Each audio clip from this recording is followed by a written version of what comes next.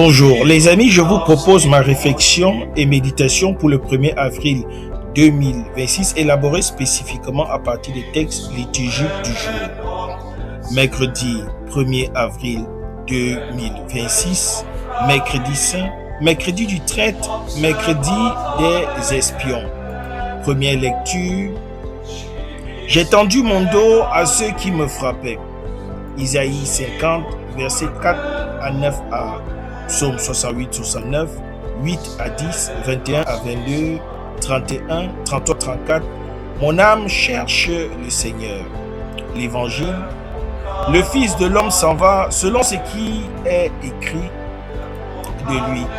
Malheur pour l'homme par qui le Fils de l'homme est livré. Matthieu 26, 14 à 25. J'ai intitulé mon partage « Le serviteur qui ne résiste pas et le disciple qui livre ». Nous voici au mercredi saint. La liturgie nous met face à deux figures qui s'opposent. Le serviteur souffrant, décrit par Isaïe, qui ne résiste pas, qui ne présente pas son dos à ceux qui le frappent, qui fait de sa face un roc, et Judas, le disciple qui s'en va trouver les grands prêtres pour livrer son maître.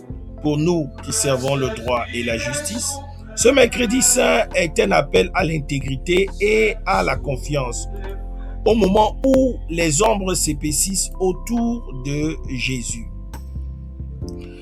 Le prophète Isaïe nous fait entendre la voix du serviteur. Il dit, « Le Seigneur Dieu m'a donné une langue de disciple pour que je sache réconforter celui qui est abattu. » Ce serviteur est attentif à la parole de Dieu. Il écoute, il ne se rebelle pas. Il ajoute, « J'ai tendu mon dos à ceux qui me frappaient, mes joues à ceux qui m'arrachaient la barbe. Je n'ai pas caché ma face devant les outrages et les crachats. » Face à la violence, le serviteur ne riposte pas. Il ne cherche pas à se venger. Il fait confiance. Le Seigneur Dieu vient à mon secours. C'est pourquoi je ne reste pas marqué par les outrages. C'est pourquoi j'ai rendu ma face dure comme pierre. Je sais que je ne serai pas confondu. Ce serviteur, c'est le Christ. Mais il est aussi l'image de tout juste persécuté. Dans nos métiers, nous pouvons être confrontés à l'injustice, à la violence, à la calomnie. Le serviteur nous apprend à ne pas riposter par la même violence, à ne pas nous faire justice nous-mêmes, mais à remettre notre cause à Dieu. La confiance en Dieu rend le visage dur comme pierre, non par orgueil, mais par la certitude que la vérité triomphera. L'évangile de Matthieu nous plonge dans la logique inverse. Judas Iscariote s'en va trouver les grands prêtres. Il leur dit, « Que voulez-vous me donner? Et je vous le livrerai. » Ils lui remettent 30 pièces d'argent. Dès lors, Judas cherche une occasion favorable pour livrer Jésus. Le récit est laconique, glaçant. Judas pèse le prix de son maître, 30 pièces d'argent, le prix d'un esclave. Il a marché avec Jésus, il a vu ses miracles, il a entendu « Que voulez-vous me donner? Et je vous le livrerai. » ses paroles. Mais l'argent et l'orgueil ont fermé son cœur. Le même soir, au repas pascal, Jésus annonce, « Amen, je vous le dis, l'un de vous me livrera. » Les disciples sont profondément attristés. Chacun demande, « Serait-ce moi, Seigneur ?» Judas lui aussi demande, « Serait-ce moi, Rabbi ?» Jésus répond, « C'est toi-même qui l'as dit. » Le ton est solennel. Judas a encore la possibilité de se repentir, mais il ne revient pas. Il sortira bientôt pour accomplir son œuvre. Ce mercredi saint, nous sommes invités à nous regarder dans le miroir de Judas. Nous pouvons être tentés comme lui de trahir pour de l'argent, pour une promotion, pour sauver notre réputation, pour ne pas nous compromettre. La question de chaque disciple, « Serait-ce moi, Seigneur ?»